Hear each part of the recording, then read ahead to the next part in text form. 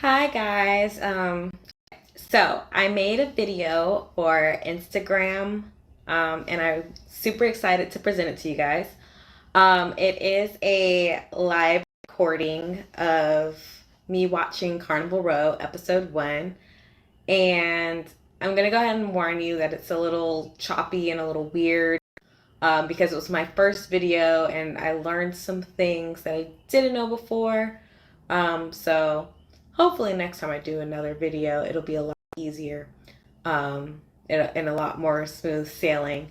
But anyways, I just wanted to let you guys know that, yeah, it's a reaction video for Carnival Row. So I hope you guys enjoy, and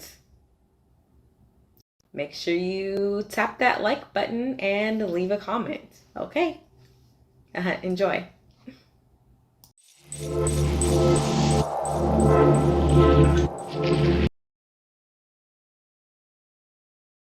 All right. Hello, everybody. This is the JS Living. I got some new equipment, so I'm trying some new stuff out today. So I'm gonna be watching Carnival Row for the first time, and I am recording this so that I can see what my exact reactions look like. Because I honestly don't know what to expect, and I want to be able to like come back and look at this and see. And I just figured out that this is a pretty cool way to do that. So bear with me while I figure this out for the first time. I'm not quite sure how the volume thing works. I think I'm gonna have to turn down the volume on the video so that you can still hear me, but we're gonna see. The important thing is that I capture my reaction so that when I go back to do my little Instagram posts, like, you guys know exactly how I reacted. But we'll see. And obviously I can't like play the whole episode on Instagram because that would go against their thing. So what I'll probably do is end up clipping together a very short reel type video clip thing. That way I'm not like going against any kind of copyright laws, because ain't nobody got time for that. So here we go. Bear with me. I'm probably not going to be looking directly at the camera. My setup is kind of weird. So yeah, don't pay any mind to me not actually looking directly at y'all while I do this. That said, I'm gonna go ahead and figure these buttons out. So we're gonna share the screen. I already got Carnival Row set up here. Click share. I'm gonna start it from the beginning, as I should. Pressing play now. Let's see what this is all about. Prime original. Amazon Prime. So glad.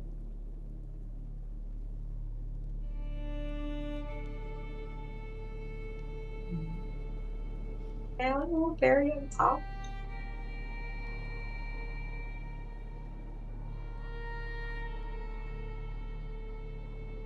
I was like, it's gonna start off slow. Somebody's name was Thor. You really love their Greek gods. Which is the homeland of the Fae, was a place of myth and legend.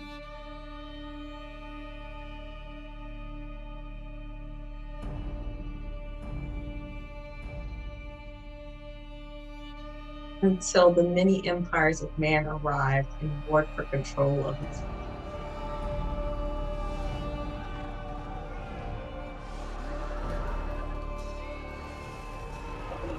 motion. Did this motion stop and hand painted them? 7 years ago, the Great War ended and the Republic of the Burgu withdrew.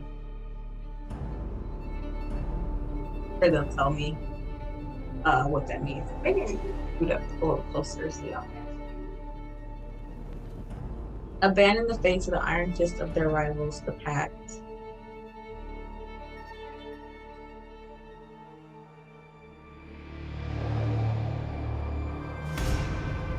Ooh, cool.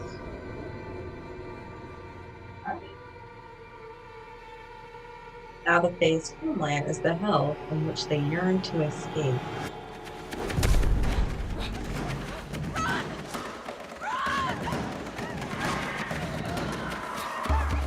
Like, I'm already intrigued. I like the little dead bodies that came up. Like, I'm so into it. Who is killing them?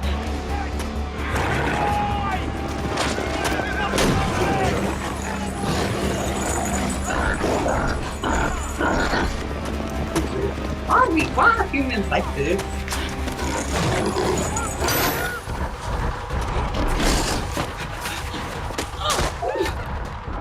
Go, gone.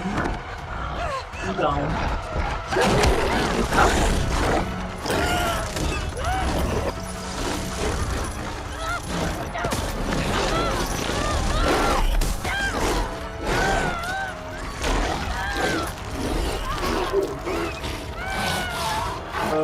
We just started with the blood in the door. Oh shit. All that work. And he died anyway. Girl, you better go. Run. Oh, that's the thing on.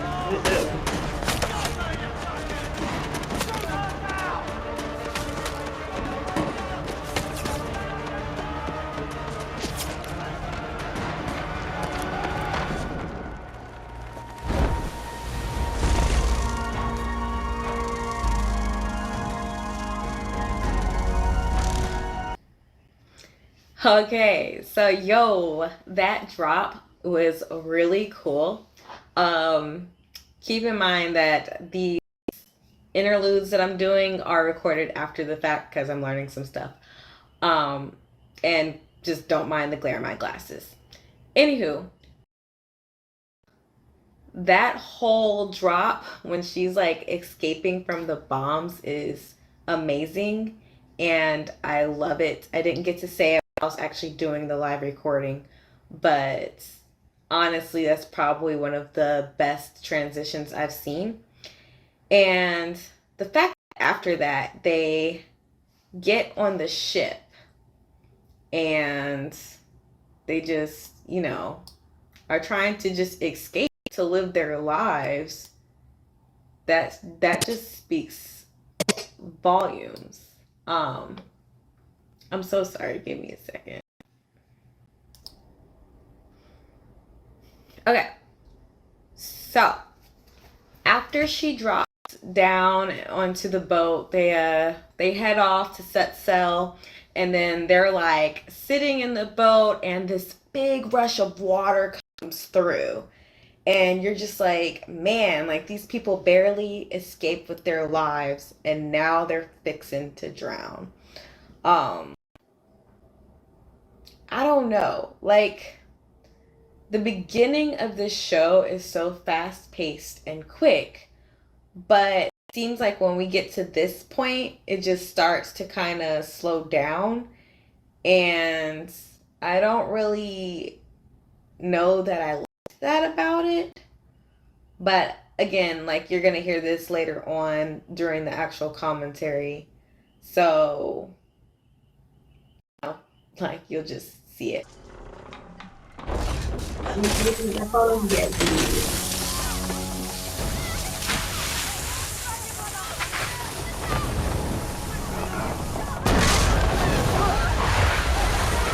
Oh shit, her wings got wet. If there's danger, she ain't fixing to be able to fly away. That wing can't do shit with wet wings.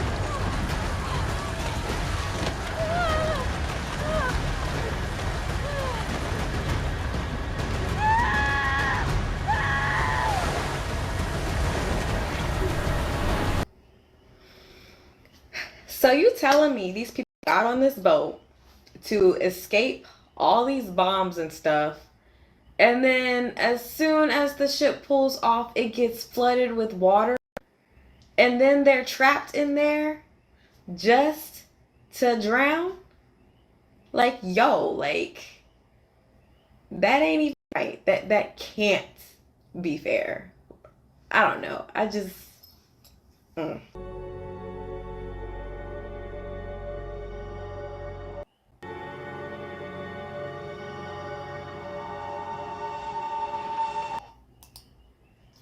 So the photo that she's been carrying with her this whole time is a photo of some guy somewhere else. Like when I was watching it, like, is this guy supposed to be her lover? Is he supposed to be dead? And then there they went and just showed his face. They just showed it so you know that it's in the present. Because at first when I was watching this, I was like, oh, they're flashing back, but as I watched, it was like, oh no, like this is the present. This is what's happening right now. So I think the way they did that is pretty cool, actually. Um, because I wouldn't have known otherwise. I just wouldn't have.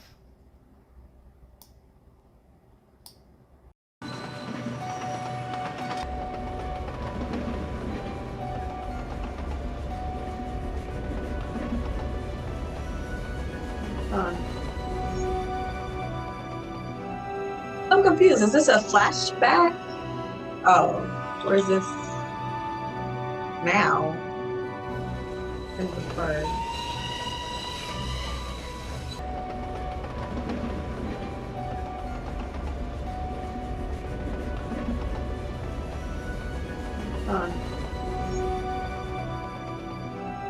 I'm confused. Is this a flashback? Oh, or is this now? In the bird.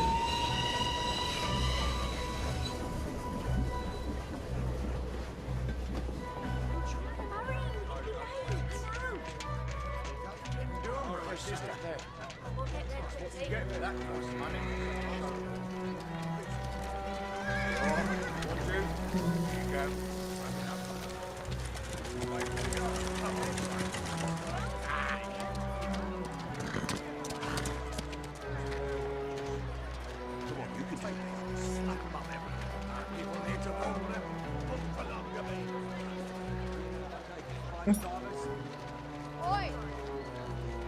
What's your hurry, love? Come up and see me. See, you can't sell this critch bilge out on the road. Not without a permit. Unfortunately, it's your lucky day. Because we can sell you one. I need to speak with my father. Oh, he's not here now, is he? Well, he used to be a big shot doctor back in his country, he was. Really? And now he pushes this dross. It's very reminiscent of like, not even reminiscent, that's not even the right word.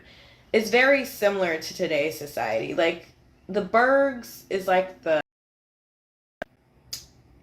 it has like the rich people part of town and then like the poor people part of town. And Carnival Row seems like it's the poor people side of town. And so like after he gets to the Berg and he's walking around in the slums or whatever, and these officers are harassing poor woman, or this, I guess they're called the critch. So these officers are harassing this poor critch woman because they just don't like Faye. And so he has to step in and like stop them from harassing her. And I actually really appreciated this scene because it just kind of establishes Philo's character. And I don't know, I'm really excited to see like what Philo ends up doing in future episodes. I have high hopes for him, or had high hopes for him, and I still kind of do even after watching the ending. But I mean, who knows? Like, I might change my mind in the future. So anyways, like after we have that scene, um some other stuff happens. I didn't really feel the need to comment on it all. So I'm just gonna skip to the next part of the video.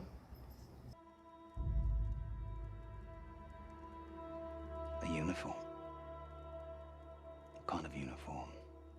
Was it police? Isn't that before she gives him an answer? Military? Do you know? I haven't been here long. No. Of course not.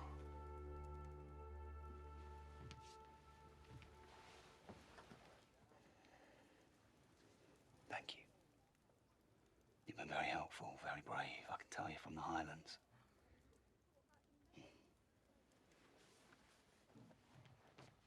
Mr. Philo, I can see you're a good man. I hope you find what you lost there.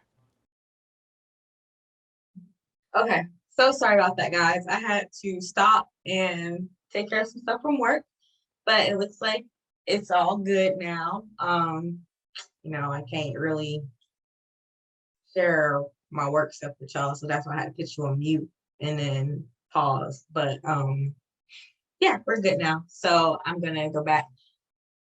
I guess this is, I mean, we're not too far in. It's only about 15 minutes in, but I guess right now I'm feeling like this is kind of slow going.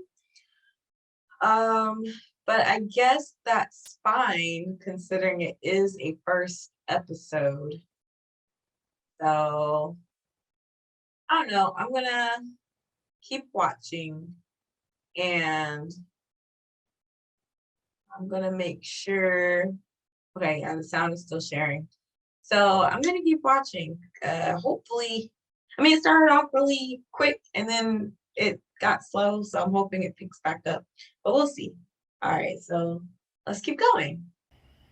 Yeah, in between that slow part and this next scene is when the people who are in charge of the place are arguing about what to do with the influx of Critch people, or the in.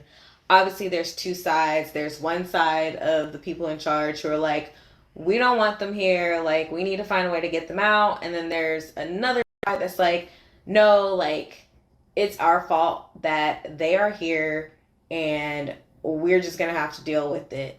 And the line where they talk about like sending them back to their country, it really reminds me of like the Trump era, where everybody's just like, send Mexicans across the border, make them go back to their country where they came from. Hearing it in this show just brings back just the amount of cringe that it was, or still is actually, in the real world. And so like this whole scene really hit hard. So again, let's watch it and you'll see like my genuine reaction from when I first watched it. If Proctor Longerbane wishes to send the Fey folk back to whence they came, let him amass the majority of votes to do so. So after the whole parliament thing, what goes on is that we find out that our main character who we saw at the beginning, who escaped on the ship, her name is Vignette, which I thought was a really cool name that they gave her. And it turns out that the ship, like, as we kind of saw earlier, and she is the only survivor on it. Now, because Vignette is, an indentured servant, like she was contracted for 2 years to, help the ship that she was employed by. But now that the ship is gone, like she now has to go work for this really uppity woman who just, I don't know, she ain't it. And so she has to go work for her, because it's either that or it's either be a domestic servant or, it was like 60 druids. I have no idea what that is in USD. I would be curious to find out. But she just has to deal with this nasty woman. And I'm just like, why? And again, like all of these scenes just literally make me think about the present day. So, and everything that's wrong with the world. Keep her as a domestic. Your choice.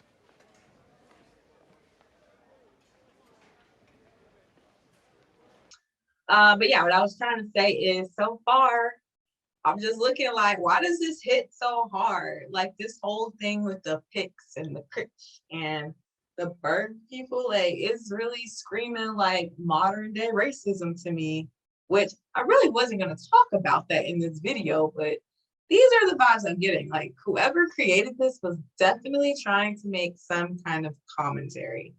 I wholeheartedly believe that, and I ain't even halfway through the episode. Okay, well, I'm almost halfway through the episode. But okay, like we gonna get back to it.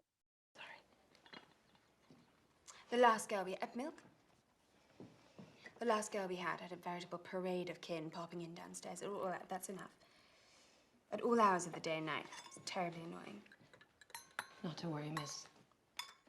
I have no kin to speak of. Oh, are they all still in Tannanock? They're all dead.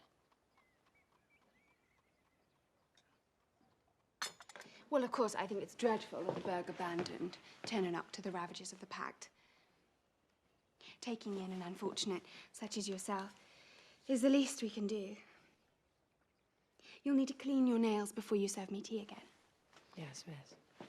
Well, it's no wonder that fits you so well. All you Fae are so slight and hollow-boned. I'm not sure about this braid. Don't. So what made me irritated about this scene is that later on you find out that the braid that Vignette has in her hair is a widow's braid. So it's a braid that I guess that her particular tribe, I don't know if all Fae do it or if it's just, you know, the fairies, which I presume that's what she is. But anyways, Vignette as a fairy has this widow's braid. It's what you wear when your loved one has died. And at this point, the man she was holding the picture of in the beginning, we as an audience know that that's Philo and that he's alive, but Vignette thinks that he's dead. So she's on 7 years during this war thinking that the man of her dreams or the love of her life is just.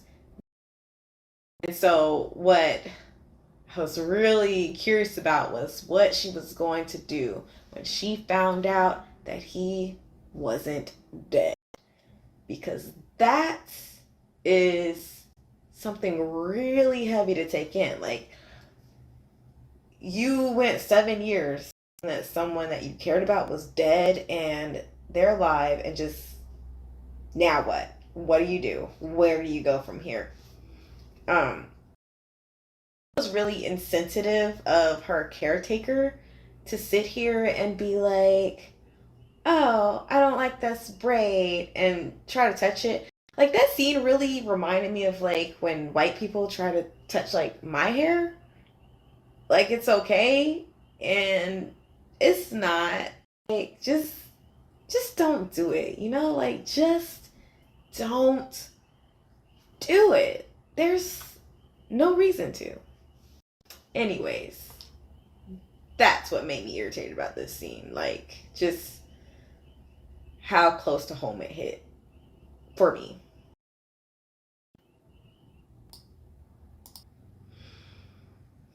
And the scene right after that, we see her talking to the other maid of the house. And I'll just let you guys watch this part of the clip, because I think I say everything I need to say in the commentary. A friend of mine came to the Burg a while ago. Heard she might be staying there. The Tetterby is a house of ill repute, girl, on Carnival Row. I must be mistaken then. You see that you are. Now listen, girl. I'll be keeping a close watch on you. I've got a full belly and a roof over my head thanks to this family, and in this city, that's no mean feat. So you, mind yourself. Again, y'all, so many thoughts. Actually, I am going to pause it this way. I'm going to pause it this time because something that is talked about sometimes in the Black community is how, like, we are taught to oppress ourselves because we think that, you know, like, actually a good example is actually a recent incident that happened with the guy who did conduct at the bank. I forgot his name. I should know it, but I don't.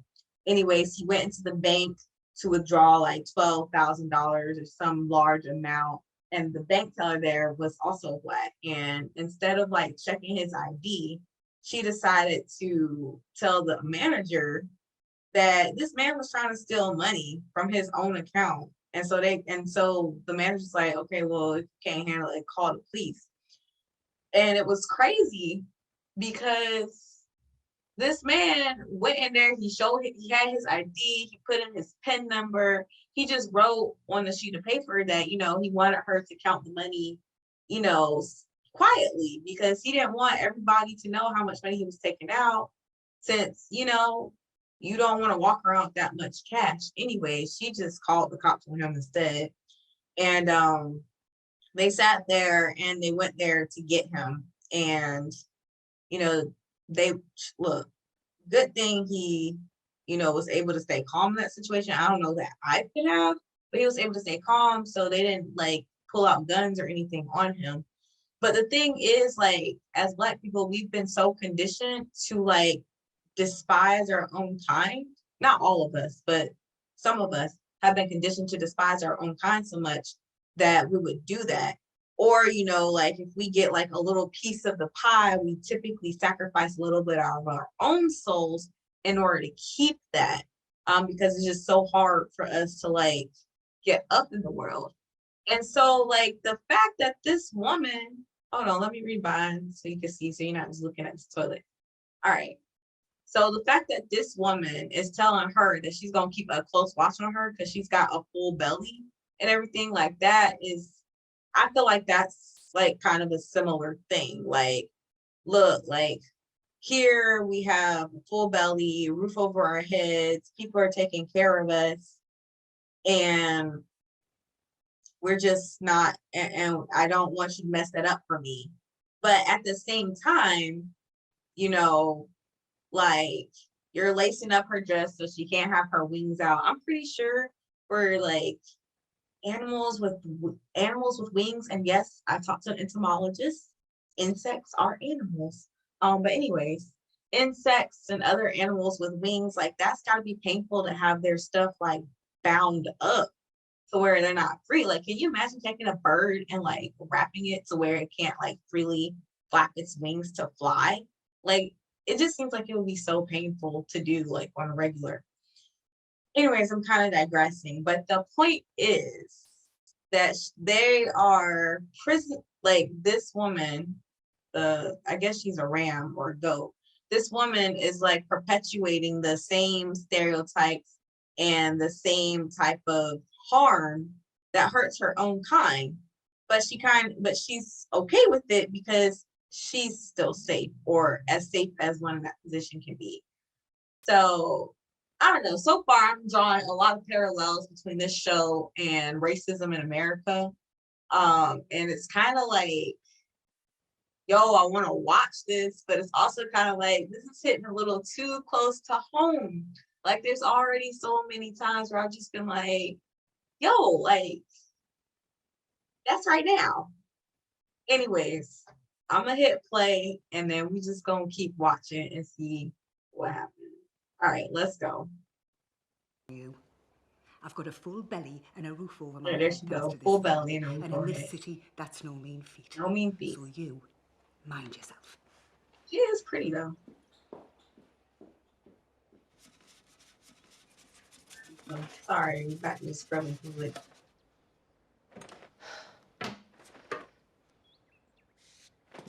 Tired. See, look, she's scratching where her wings are. That's gotta hurt.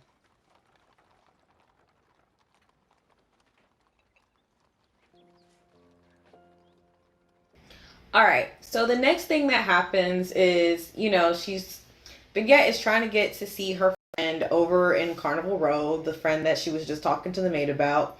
And so she finds this little bottle of an elixir. And at first, like, oh my God, like, what is she fixing to do with this? But she just pours it out. And so I thought she was going to get in trouble for it. I thought maybe the uppity lady of the house was going to say something to her. But instead, and it's sad, I don't even know the uppity lady's name. I think it's like Bane or something. I'm probably wrong.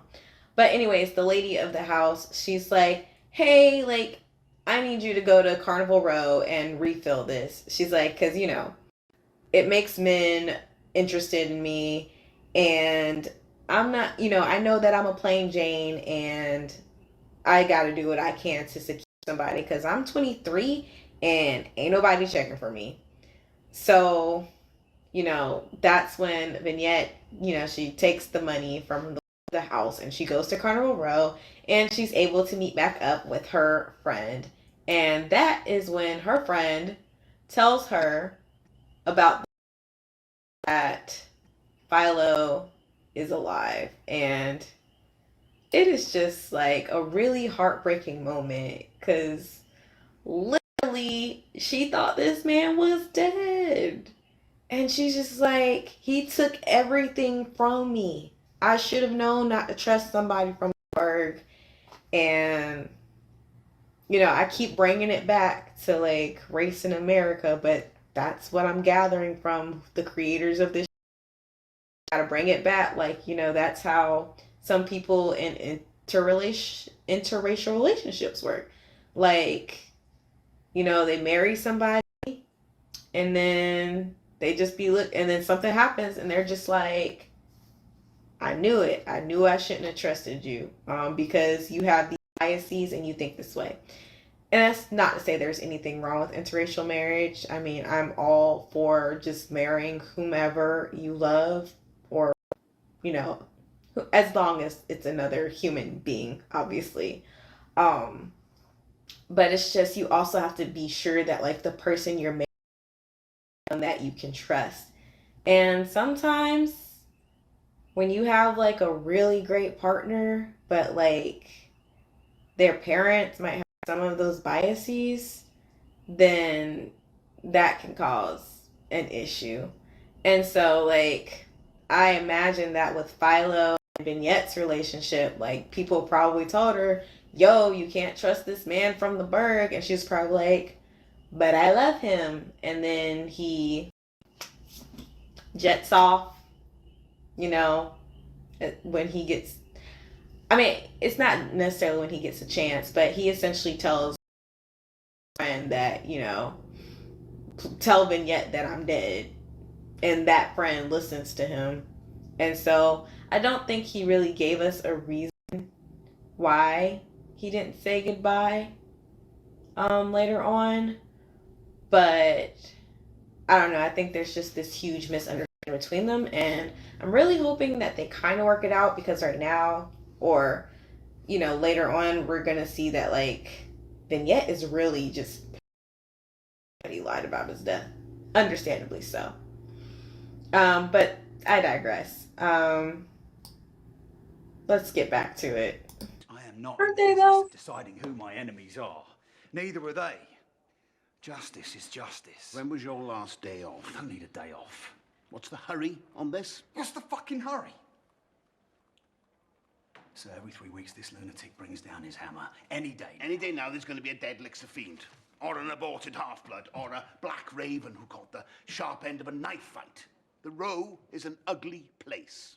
These are not criminals or cutthroats. The last victim was a maid. The one before that was a fisherman. You can't save them all, Philo. Damn it, I can save one. Just let me put a man on Dom. Absolutely not. You want me to put surveillance on one of our own? You better come to me with more than some fucking hunch. It's more than a hunch. Philo, go home. This is Get also some rest. reminiscent Come of real back life. fresh tomorrow. Sir, I can... Philo! That wasn't a request. So this is also reminiscent of what happens in real life because police officers are always down to protect their own.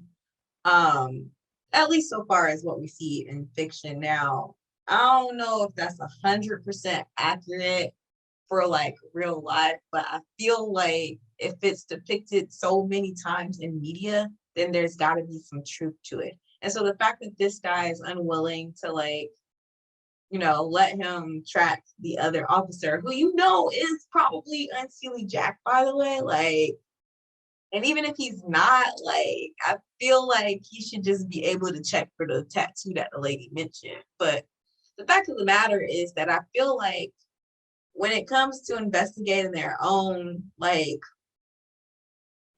I mean, it's like you really got to be sure. And if you're not sure, then like you really risk alienating yourself from the rest of your coworkers. And so I feel like he's really treading he needs to tread carefully here because he's already brought his suspicion to who I assume is like the captain or the person in charge, and the rest of his colleagues already know that he sides with the Critch. I guess they're called the Critch.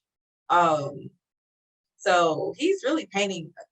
Philo here is really painting a target on his back, but I guess we'll see what happens. I don't know. I'm just like, this really hits. Like, it's supposed to be fantasy or urban fantasy, but it's really hitting like the real life shit, and I'm kind of here for it. Like, really, I'm here for it. So let's see. I gotta stop pausing. We're never gonna get through this. Right,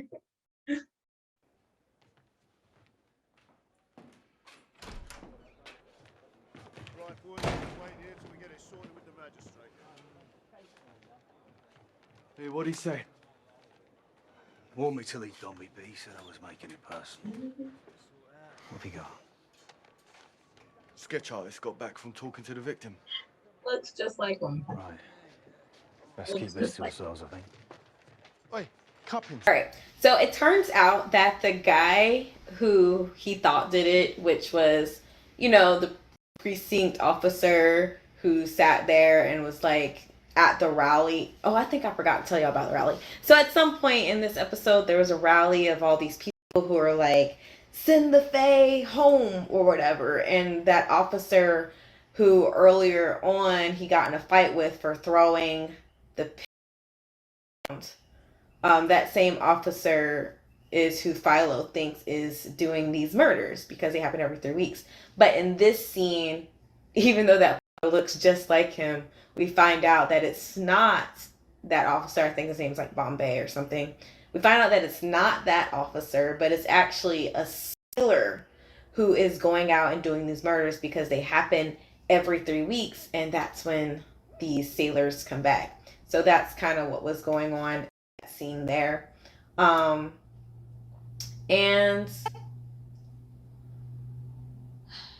a lot of stuff happens in between. I'm really trying to not spoil too much. Also, it's like really late when I'm doing this re-recording, and I actually need to be getting to bed because I have something else to do tomorrow, or today technically. But I just really wanted to like finish this up. So, you know, we're gonna go ahead and jump, and I'm gonna let you see this scene where this lady, the lady of the house, she is just so thirsty for her man.